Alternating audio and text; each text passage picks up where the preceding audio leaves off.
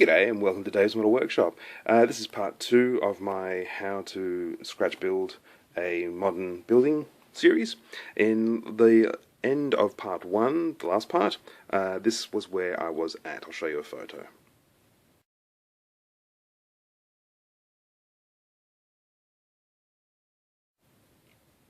So let's just pick straight up from there. I have been building the door, so that is what the door looks like, and it goes in this bluish area here.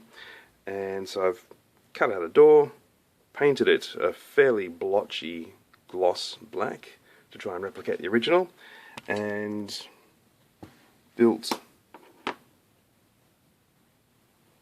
a door handle and a little lock to match the original.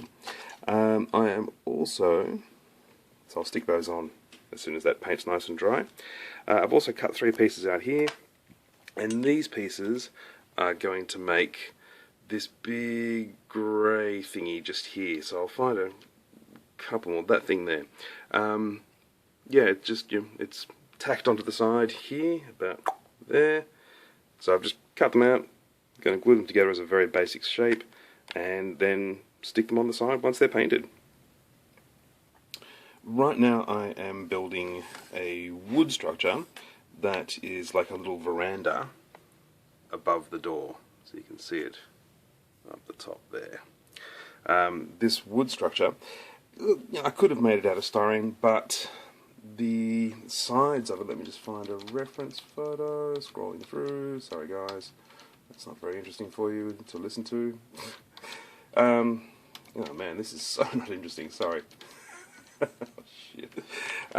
So the side of it is quite thick, and I could have used styrene. It's about 12 millimeters tall, but I wanted the thickness, and I thought, oh, it's wood, it's got wood grain, let's give it a crack and try.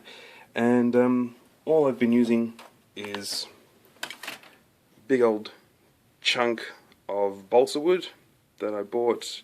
I think I got this either at a hardware store or a hobby shop, I can't remember. And just, trimming it to size. Got a whole bunch of these. Hopefully they fit. They might need a little trim. I'll see how I go. And yeah, the plan is just to put them in there, glue them all in, bang, bang, bang, and build the structure. So I might do that now and show you what it looks like. Now at this stage, all I have done is drop those pieces in. Nothing has been glued yet. And I've cut 2 pieces that I'm going to put in at either end, and hopefully that holds everything nice and tight. Fingers crossed, that's the plan. Let's see if it works or not. So I'm going to use some CA glue. This works beautifully with balsa. It stains it a little bit, so if you're planning to try and keep the wood, if you plan to stain it rather than paint it, it's not ideal, but it does hold it beautifully. Is this going to work? Is it too long? Shivers, I think it's too long. Let's see. Now the downside is it doesn't give you a lot of time to work. You've got to be fast with the CA glue.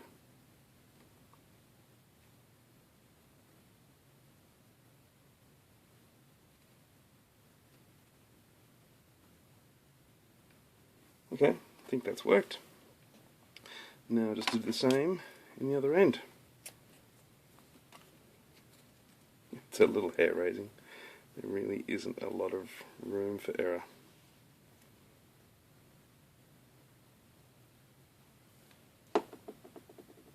And there's a lot of room to stick it to your fingers. Oh, check it out. Every time. Honestly, it is impossible for me to use CA glue and not get it on my fingers. It's too long. Best laid plans, etc. Just trimming off the end of that. Not sure that's on camera, but the glue is sticking to my fingers. Oh no! Shit. Oh no, it's all over my fingers. Oh boy. Oh man. My fingers are covered in bits of balsa. I hope you can see that. Oh, jeez. The good news is, the piece looks fine. I'm happy with that, but my fingers are totally covered in flakes of CA glue now.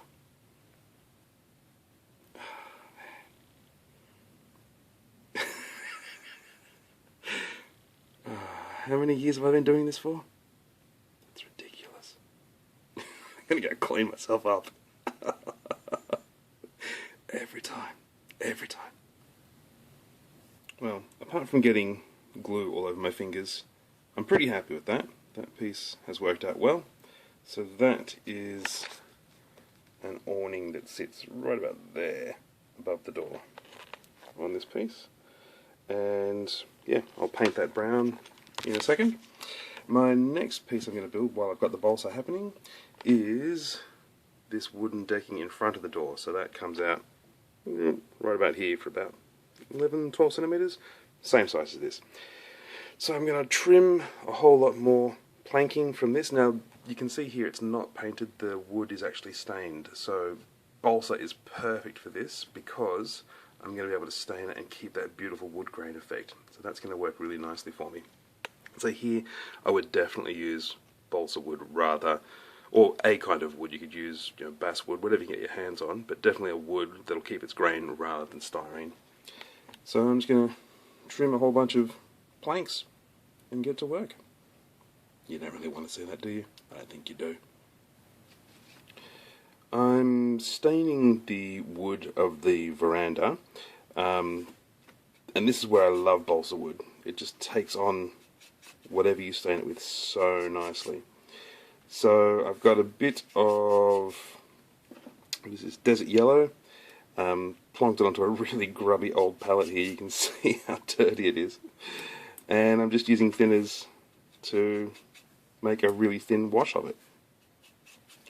And it's picking up some of the black. I hope you can see the sort of blacky paint that's next to it.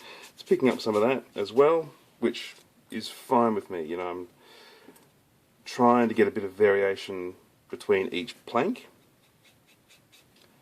And so a little bit of random colour from the palette is not a bad thing to me. The only thing I have to be careful of here is to make sure, so I'm just using mineral terps thinners. The only thing I have to be careful of is to make sure that the terps don't dissolve the glue that's holding it down, holding the pieces of balsa wood down. I think that's looking pretty convincing so far. I've got one other colour here which is just flat brown, but oh, look, it's a bit heavy. You can see I've done it on that one and that one, but it's a bit heavy for my liking, so I'm going to avoid it from now on. Just keep using the same one, the desert yellow. It's looking good. There we go, finished result. So that's what I'm basing it on. Oh, that blue colour, sorry guys, it's not ideal, but you get a sense of where we're at here. That's a little better. Yeah, I'm pretty content with that. It's almost time to start putting it all together. There's this really big and prominent number 17 on the front of the house. So I've roughly worked out the dimensions, drew it on a bit of paper, drawn it onto a bit of styrene, and now I'm just going to try and freehand cut that out and see if it works. I might zoom in a little for you. See how we go here. So this will either work beautifully or not at all. I'm hoping for beautifully. That's my plan. So I'm going to do a nice even cut along the bottom. Nice sharp blade. Snap that off. Bang. There we go. So this is slightly thinner styrene than I have been using up until now.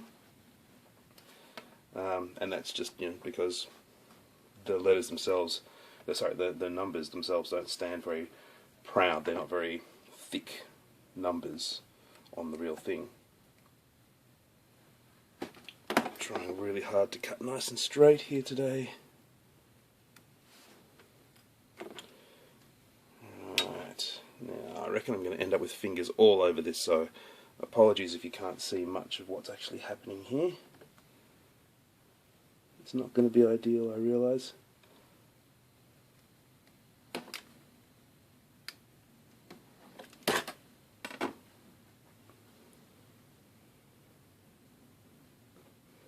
Trying to keep all my angles nice and right angled. Alright, might be onto something. Now this slightly tricky curve bit, and it's going to be really tough on the 7 as well. Slightly tricky curve bit, going to try and do it freehand. Wish me luck.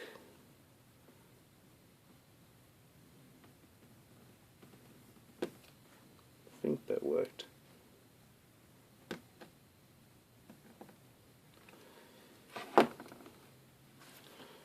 That's not too bad for a 1. Now for the 7. So I think I'm actually going to make my 7 a tiny bit wider than what I've drawn here. I might cut it about here, I reckon, instead of where I've drawn the line.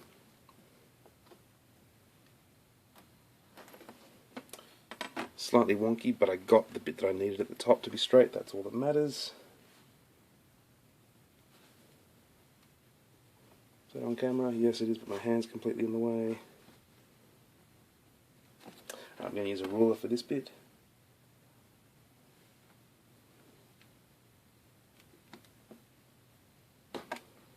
Is this interesting? I don't know. Possibly not. Apologies if this is boring as hell. Now, I'm in two minds. I either cut a straight line and then file it, or I try and freehand it. It's going to be tricky as hell to freehand and keep that equal. Nah, I'm going to cut it and file it. Too hard. Alright. So, line up my two corners exactly. It moved. Bloody hell. It's tough when something's this small to cut it precisely without things moving. Well, I find it tough without things moving.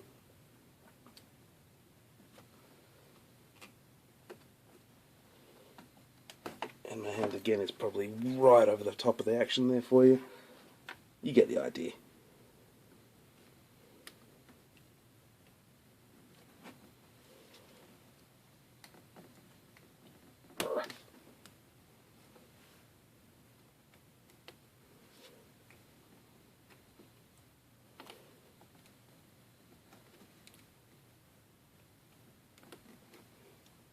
All you can see is my hand. Apologies, guys. Alright, you get the idea. You can see where I'm coming from. So I'm going to file away that little edge here, file away the rest of what's not coming away here. Come on. Just get one piece done so I can show you the rough shape I'm working to. Okay. Time to do some filing. But there's my 1 and my 7. I'll work on that. Here's my 7. Looking okay, but I've just gotten a file. So I've got a set of files here that I've been using for 15 years, and they cost $2. 10-piece needle file set. And there's a whole lot of different profiles, so some of them are more sort of angular, some are more sort of square, some of them are more rounded. This is a kind of ovally shape.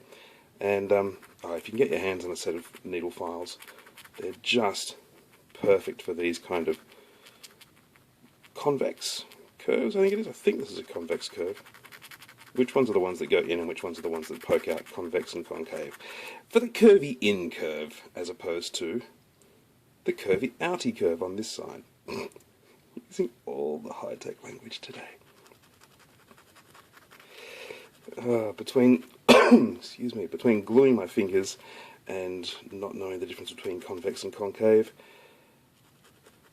I think I've lost a few IQ points lately. That's not a good sign, is it? So, I reckon, I was going to say I reckon I'm happy with that, but it's just a tiny little kick out on this end here that I'm not happy with. It's just ever so slightly thicker at the bottom, and that's not okay.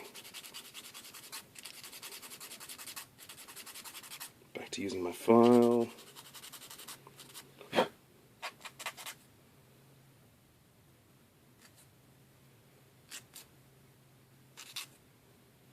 I reckon I'm pretty happy with that now. So I'll just put them down. There's my 1. There's my 7. Time to spray paint them. So yeah, the one thing that kills me with scratch building is everything has to be built. And I know that sounds a bit of an oxymoron, it sounds a bit stupid, but even down to just, numbers. You've seen this has taken, what, 7 minutes or something of video time to do these? And, that's not including drawing them, and it's just, that's the one thing that kills me, is that even a simple thing like those, on a kit, snip, snip, glue on, bang, you're done in 30 seconds. Scratch building, every little thing takes time, and some things are fun to make, like the door was really fun to make. Loved it. Sometimes you just go, oh, could there be an easier way? Somewhere out there there's a set of, $2 shop numbers somewhere for a craft set that would be perfect for this, and I don't have them. So you have to make them yourself. But, it's all part of the gig. I enjoy it, but sometimes you just go, there's got to be an easier way. I'll stop complaining now and paint these. This afternoon I have been busy cutting out this wooden backplate, and as you can see, it goes behind the little concrete guy, goes behind the really tall bit, goes behind the big central front bit, and then it will be, let's bring it over here, it will be behind, there's this sort of, what's the best way to describe it, corrugated metal, I guess. Let me just show you, blah blah blah blah blah. It'll be this big bit behind as well, with a little door in the middle of it. So I've marked my door, and I'm just cutting some styrene. There's a little window down here. I hope you can see where I've sort of roughly drawn that in. There's a small window downstairs, and then upstairs we've got a door, great big expanse of corrugated metal, and then here I'm going to leave blank, and that just goes behind the parts that I've already built. So I'm going to cover that with styrene, and basically I considered just doing a big styrene backplate, and then I thought, oh, you know what, it's not going to be strong enough, it's going to warp, I need something that's got a real structural rigidity to hold everything together. So this baby has structural rigidity, at least I hope so. So I'm going to add to that now. I'm just about ready to do this corrugated iron section along the top there, and normally for corrugated iron, if you've seen any of my other videos, I generally try and make my own out of foil, out of barbecue foil. So I make stuff like this, which is great. But for what I'm using here, for great big expanses of it, I just don't trust that technique, and it's very hard to get great big pieces. So if you've seen my other videos, you can do a bit of a search and you'll find the tools that I use for that. But instead for this, I have bought myself some Evergreen styrene. So metal siding, 4529, and you can see it costs $14. So it's a bit expensive, this stuff. If you use a lot of it, if you're going to do a few big roofs, it can really add up quickly. I've measured it out against my wooden template that I just showed you. This bad boy up here, and I have marked where the door is going to be. Got a cut along the top there, and then down like that. So I'm going to do some cutting now. And there it is. We've got a hole for the door, the actual door frame that goes in it, and then a surround that goes, it's going to go on the top out here just to give a bit of extra height. Okay, I'm going to keep on going.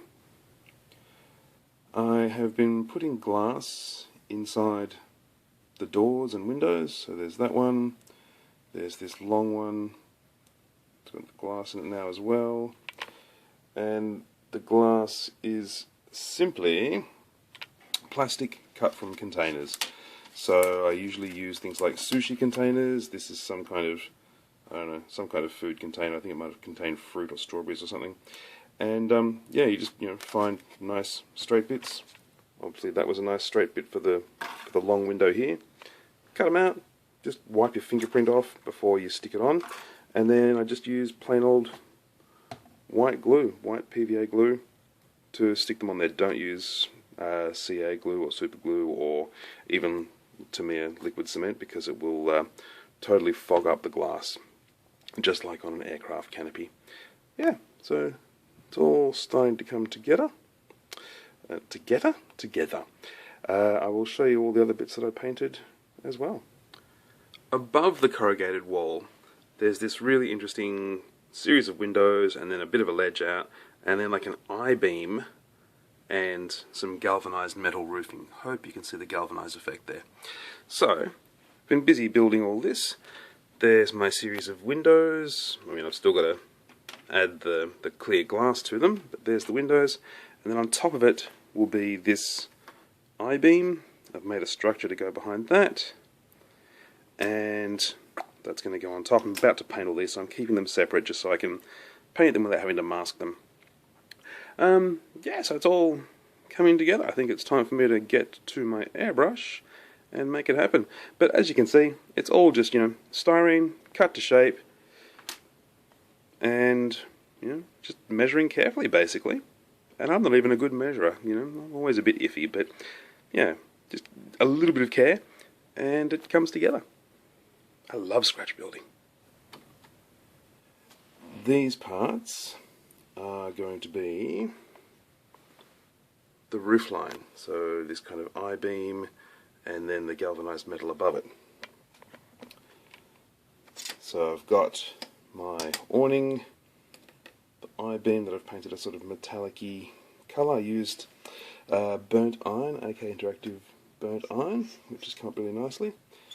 And then that's going to go on top, and little end pieces to go on the end, and then this piece will just be a little raised section right there to give that additional little lip above the I-beam. So I'm going to glue all that together, and yeah, I think it's looking pretty good. I'm happy. I really like that galvanized metal effect. It's perhaps a little overscale, but I find it interesting. That's my justification.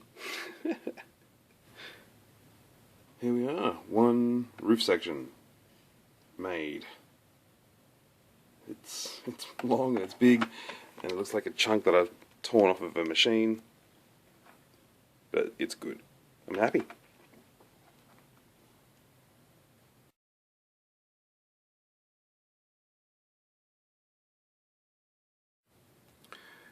Now in part 1 of this series, I asked you guys, how on earth am I going to build this chandelier thing? Because I had no idea whatsoever.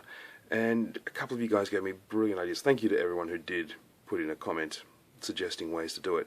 But a couple of you guys, I think MK was the first, said, why don't you use what happened in the first video and make a ball out of styrene.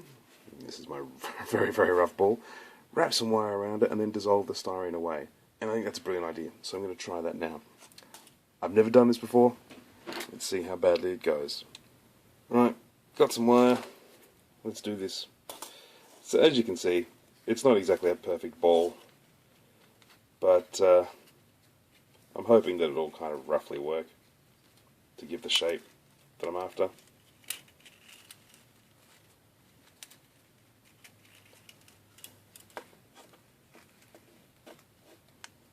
Starting to look good. I'm going to try and random it up a little bit. At the moment it's all a bit too perfect and all a bit one way. Right, I'm going to keep going, see how I go with this. Fingers crossed.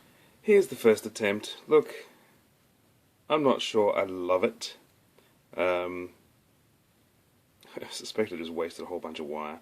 So I'm going to try a second version, just as a backup.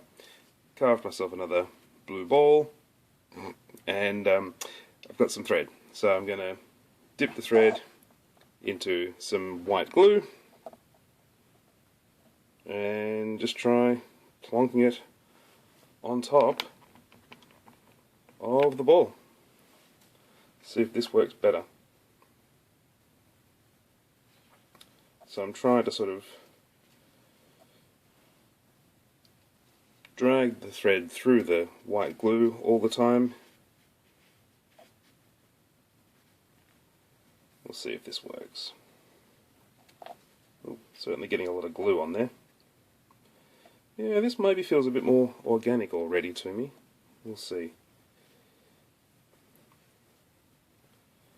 I guess the trick here is to try and keep it moving around so you get lots of those random squiggly line effects.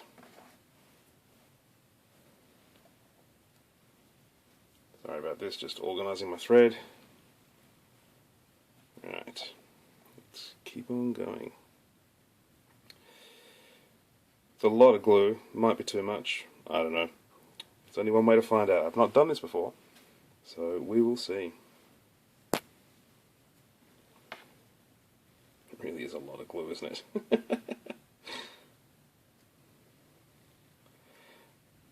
trying to slightly randomize those angles.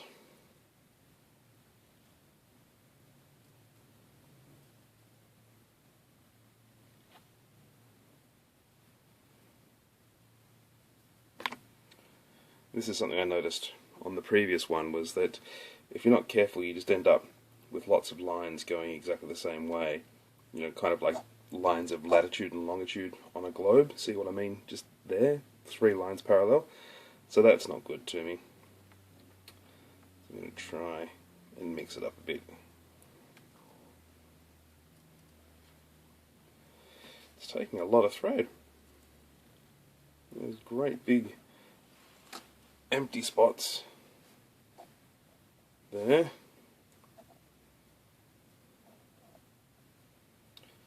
And what I don't want are these big dangles of thread hanging off too. Like, that's what I didn't love about the wire, was that it was extremely hard to keep it all up against the surface of the sphere. Oh, I'm getting parallel lines again. Yeah, very hard to keep it all really flat.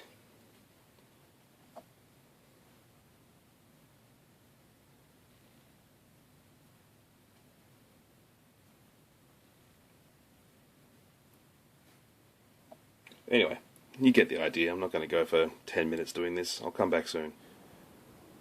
Well, I've got my 2 attempts at the chandelier here, and I can definitely tell you the one I prefer is the thread one compared to the wire one.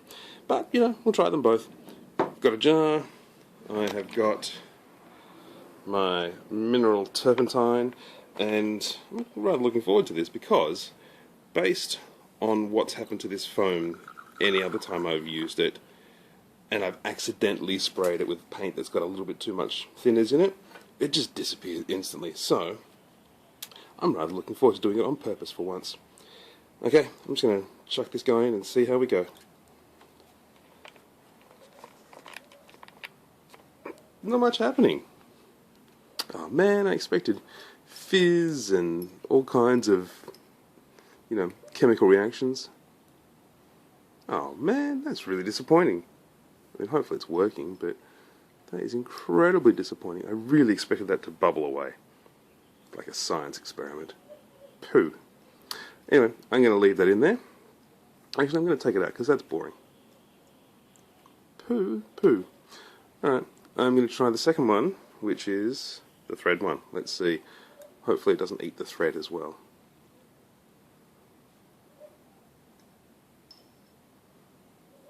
Well, much less exciting than I expected. I can see this is going to take some time, so I'm not going to bore you with it the whole time. I'll leave them in there and see what happens. Back soon. Pooh. It's really disappointing. Okay, back soon. I've got a few bubbles starting to come out now. So what I did was I poked holes in the foam with the tips of my tweezers. You can probably see a couple of those there. And I realised, oh, maybe the smooth surface is not letting the liquid in. It's not, you know, giving it enough to react with. So, yeah, getting a few bubbles, but not much. Certainly not what I expected. I really expected sciencey, liquid nitrogen in water effect. But I don't care. As long as I get a good result in the end, I don't care. Alright. Back to the science. Here is the end result of my chandelier ball thingy. So the wire one just looked crap. The cloth, the thread one it came out. I've spray painted it black. It didn't dissolve away as much as I would have liked. If you have a close look, you can see there's still quite a few sections where the stuff didn't dissolve away. You can see where it's sort of matted together, but I'll get away with it. So that's what I was aiming for. That's what I've ended up with. I think I'm getting away with it. So I'm going to suspend that from the roof of the sort of stairwell vestibule area. Got a bit of wire to suspend it from, and yeah, pretty happy with that. Thanks for your help, guys. Nice one. And there it is inside. Woo! The chandelier is done. I swear I've spent hours picking bits of blue gunk from out of that. But it's done, and it looks pretty good. Stuck inside. Happy days. Oh, I'm really relieved to have done that. That was weighing on my mind. Sweet. Alright, let's put it all together.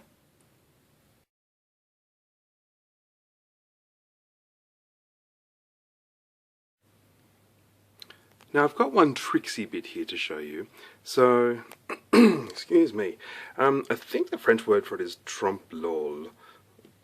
Don't know about the pronunciation there, but basically what I've done is printed out some backgrounds. Here's a copy of what they are.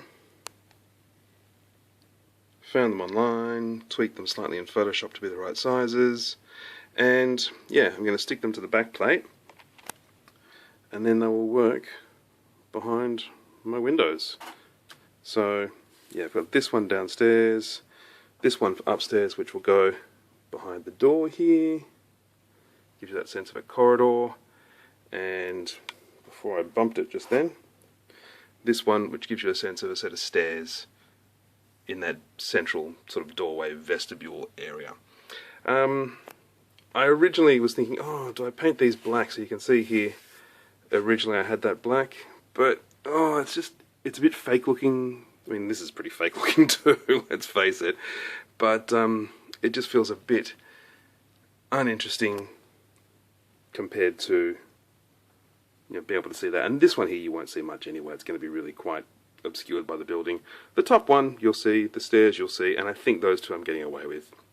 So I'm going to stick them to the board really accurately with PVA glue in the right spot, and come back and show you what it looks like. Okay, it is time to put all this craziness together. Got white glue, got my big backing plate ready to go, got my vestibule area and the big front piece that I built last week. So I think it's just a matter of slathering everything in glue and wedging it up against this back plate that's up against a solid surface, well, fairly solid surface. Alright, here goes. It might be a bit tricky to do this on camera, to be honest, so okay, yeah, I can't really easily do this on camera, but you can see the three sections. I am going to put it together now. Right, well, here it is. So most of the structure is built. There's a few little details I need to do, things like drain pipes and a couple of security cameras and things, but that's it. It's all together and the glue is drying. Get some focus, even better. So many complicated angles on this one. So many different shapes all come together. The Mustang is for scale, so it's 1/24th, but also these people actually have a Mustang convertible. It sits about here in the driveway, so it gives you an idea of scale of the building. And yeah, that's most of it. So next week, part 3, will be all about the landscaping, the ground, the fences, etc. Yeah, I'm pretty happy with that.